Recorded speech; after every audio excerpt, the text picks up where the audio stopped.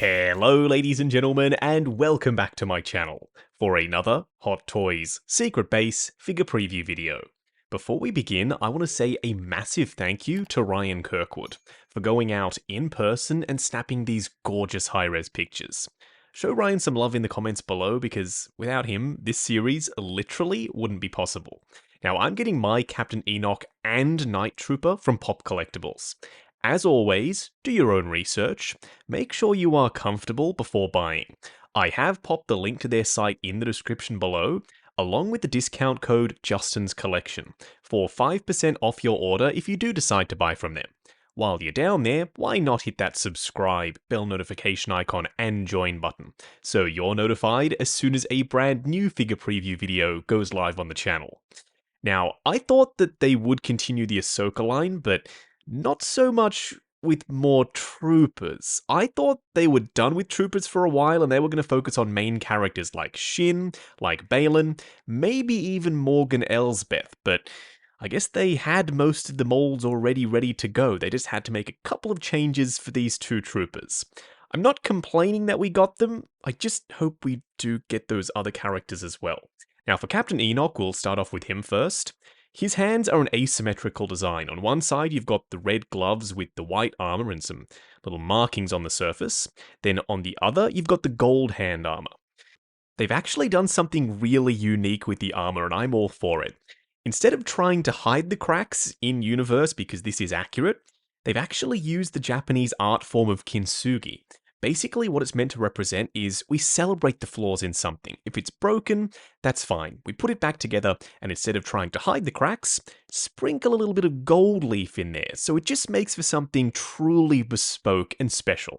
Star Wars has always had that sort of Japanese samurai influence, so adding in the kintsugi, something from our real world, into the Star Wars universe, I'm perfectly fine with that, and in fact, I reckon it makes sense. It absolutely adds to the look of these troopers. Not to mention, there is a decent amount of weathering on the surface for Captain Enoch. When we get to the Night Trooper, there's also weathering there, but you'll see what I mean. I particularly like the added gold bits and the navy blue. Gold and navy blue, that color combo is just on point, and it absolutely pops against the white armor and all of the red accents. Speaking of red, his flight suit or his jumpsuit underneath the armor is also red. Not sure how that came to be because usually they're black, but it's full fabric, so that means you can go crazy with the posing. And there's still a decent level of texture on the surface because of the weave of the material. Speaking of material choices, I don't love the Karma material. Right now, it looks like pleather, and Hot Toys, please stop using pleather. Find a way of faking this that doesn't mean it's going to crack and degrade and peel over time. We've even seen recent figures start to succumb to the cracking issues. So fingers crossed they'll figure that out at some point. The holster, the belt, the Karma, the cummerbund, all of that to me looks like pleather. I hope I'm wrong, I hope it ends up being real leather or some kind of other plastic style material. Right now, at the time of filming this video, I am a little bit worried about longevity on Captain Enoch. Because he doesn't use an E11, you can actually store his blaster in the holster. If it was an E11, the holster would have to be absolutely massive, like the classic A New Hope Stormtroopers, for example. Now, I am curious to find out if there are any wires in the Karma.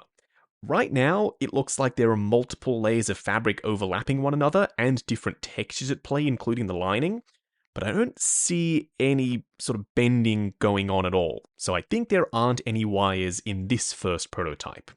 There is, however, plenty of weathering. You can see dirt and grime on the surface, and you can see certain sections where it looks like the material has been scuffed. I'm not sure if that was accidental or on purpose. Either way, it adds to the look. Now, the armor itself is very gold for the upper torso, so Enoch, I guess, has taken a lot of hits, and he's replaced multiple pieces of armor with those gold parts. You can also see more of the cracks with the kintsugi in it, and there's speckling of dirt and grime absolutely everywhere. Even though I am a little bit troopered out at this point, I think Enoch is different enough, especially when we get up to the helmet, that he will stand out in the display, even alongside troopers like the Remnant Trooper, for example, who is also quite weathered. If you did happen to have the Remnant and you decided to pick up this guy and the Night Trooper, I reckon that would be a pretty good squad. Just a real ragtag bunch of battered troopers, and the more I think about it, yeah, I think I will display Captain Enoch and the Night Trooper with the Remnant, because it just makes sense to do so. Now that we're at the upper torso, you can see more of that red undersuit poking through, and it's just a nice subtle pop of colour. On paper, navy blue, red, and gold on a stormtrooper armor doesn't really work, but in practice, somehow it does. It all just blends together really nicely. And his blaster, like we've already discussed, is bespoke to him. I don't think we've ever seen this blaster in any of the various Star Wars media. Correct me if I'm wrong on that, though, down in the comments below. They've also carried over some of the gold accents onto the blaster, so everything ties together beautifully. Speaking of gold, the shoulder pad, as you can see, even though it also has the cracks, but they've been hit with more of a black wash, because if you think about it, if they did it gold, like all the other cracks on the armor, it wouldn't really work, because those pieces are already gold. So the black wash, coupled with the pitting on the surface, just adds a little bit more visual interest to the panels that could have come across just boring and bright gold. Speaking of bright gold, this helmet is just something so out there, and when I saw this in the show, I was like, oh my god, that is so weird. But somehow it grew on me, having a face smack bang in the middle of a stormtrooper helmet with the extended mandibles that almost scream tank driver from Rogue One. I like this now, where initially I was a bit put off. It's kind of creepy if you think about it. It's got a full face with these big black eyes, and it's painted in gold. But for me, the thing that absolutely makes it is the little frown, the little pout. Captain Enoch is not very happy to be on this planet, stuck here with the Night Sisters and Grand Admiral Thrawn. He's got cracks in his armor, the little insignias on his helmet are being rubbed off. Dude has had a rough go of it, so yeah, it makes sense he'd have a little pout on the front of his helmet. I just want to imagine the trooper going ahead and designing this faceplate insert, thinking, oh yes, I'll add this little frown in there. It's kind of funny. I like the way this looks. I cannot wait to add this guy onto the shelf with all of the other Ahsoka figures. And he's going to be pretty darn posable like we've already discussed. Because of that full fabric undersuit, you can go crazy with the posing. Not that we got to see him do much yet. I am hoping we get to see an Ahsoka Season 2 at some point. At the time of filming this video, nothing has been announced. And we get to see Captain Enoch actually do something awesome. Star Wars often has these really interesting, sick designs, and then they never go ahead and do anything with them. Until much later on when they decide, actually, wait a second, we designed this really cool dude. Maybe we should get him to do something, so that the fans actually have a reason to be excited about collecting a figure or something else based off this character. I'm getting lost in the sauce. Let's move on to the Night Trooper. So Captain Enoch is one thing, but adding a bunch of these Night Troopers into the display alongside him, I don't mind that idea at all. The only thing I would have liked to have seen right off the bat with the Night Troopers would have been a couple of interchangeable pieces of armor so that you could have picked up multiple of these, done a little bit of an army build situation, and switched out those pieces so they don't look all completely identical in the collection. We've seen them do that with, like, the Death Watch, for example. We had interchangeable pieces of armor, so you could adjust and switch bits and pieces out so they didn't all look identical. Deciding not to do that, I don't know was the right call. They went pretty bare bones, actually. We get some hands, the typical array. We also get two blasters, the E11 and the blaster pistol that we've seen multiple times at this point, but there's silver dry brushing on the surface this time, quite a lot actually.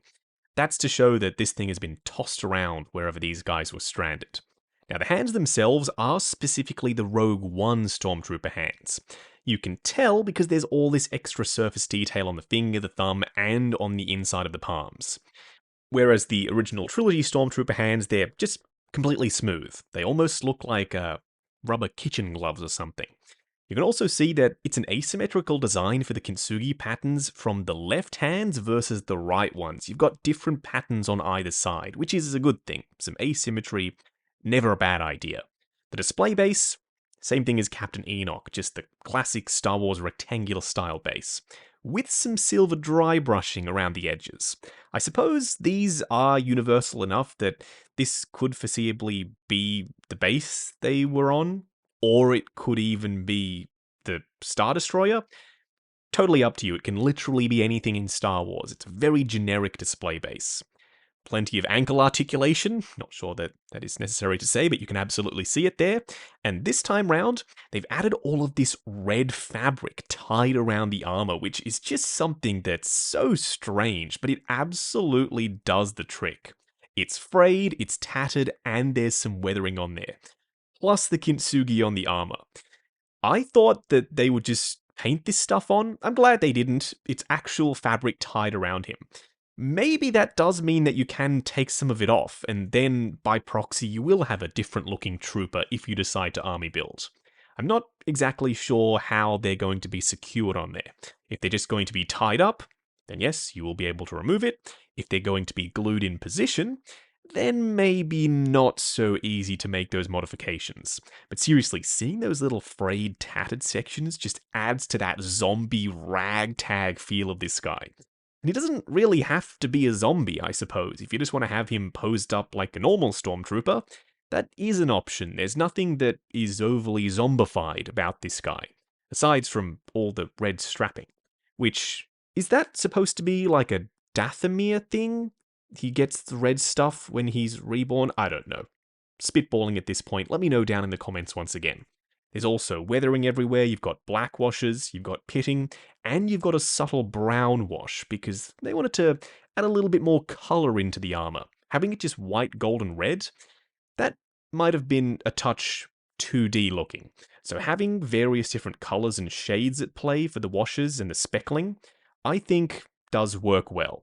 Interestingly enough, instead of going for that heavily textured fabric like we saw with Captain Enoch for his undersuit, they've gone for more of a smooth jumpsuit. This, to me, almost reads as though it's the original trilogy version of the Stormtrooper jumpsuit, versus the Rogue One versions, which did have a lot more texture. I guess this is show accurate, and that's why they decided to go this route. It should still be fine for articulation as long as they didn't go too heavy with the padding. Now, the rest of the armor is just your classic Stormtrooper look, the Rogue One design specifically once again, but it has a bunch of the cracks with the kintsugi, it's got the gold accents, it's got the blue, the grey dots, all of the greebly little bits and pieces that are supposed to be there absolutely are, because this is, after all, the exact same mold as those Rogue One troopers, just with all of the cracks added in. I am curious to see, surely those cracks are going to be properly sculpted into the surface, rather than just painted. It's kinda tough to tell though. From these pictures, I don't see a massive shadow in those cracks, so I'm tempted to say that they could just be paint. I'm really hoping that's not the case though, because they should actually be sculpted into the surface. I mean, right there, it almost looks as though it is. Still, I can't tell. It could just be raised because of that thick layer of paint, and that's why there's a little bit of a shadow around it. Hot Toys, please don't cheap out on us. Actually make these cracks 3D, not just painted on the surface. When you run your finger across the top of the armor, you should be able to feel all of those cracks. It's a proper visceral thing. The armor would have been pieced back together. It's, like I said, not just paint on the surface. Now, he does have a lot of weathering over the top of the gold kintsugi and collected in the crevices of the armor. We've discussed the weathering, I know. I just thought I'd point it out one more time because it's really heavy on that right shoulder pad. You can see they've gone crazy with the little black speckling and marks there. Now, he does have more of that red strapping or bandage work going down his arm. I guess that's what that's supposed to be. And you can see he's holding his E11. This also has a significant amount of silver dry brushing, and it's the newer mold for the E11, versus the A New Hope versions which were slightly different. Now, on the other side, on his left side, you can see there are some straps on his shoulder pad, no gold this time, but still weathering, and he doesn't have any of the red stuff on his bicep armor. So if you wanted to switch them round or do some subtle changes here and there with the red bandages, just food for thought. Some people actually do only collect troopers. I've seen displays full of troopers. No main characters, just troopers. I guess, if you think about it, aside from Darth Vader, for example, troopers are very iconic. If you showed someone a stormtrooper, they would immediately know what that dude was from. Star Wars, of course. I'm not loving our chances with those sculpted cracks, though. The chest armor and that hand just before does look very 2D, almost suspiciously so. I guess we'll just have to wait and see. I won't jump to conclusions right now. So the helmet, that more flat nose Rogue One design, which is fine. It's my favorite design for the original trilogy Stormtroopers. I know, potentially sacrilege, but something about this just looks a little bit mean than those A New Hope ones. And he's got the translucent green lenses. I do wish they played up the green though, because this is supposed to be a zombie. I would have liked those to have been really vibrant, so it did look like he was possessed by that Dathomirian magic. Still, if you give him a head tilt and put him in a zombie-like pose because of the red straps and the gold cracks, he can look zombie-like enough, at least for me.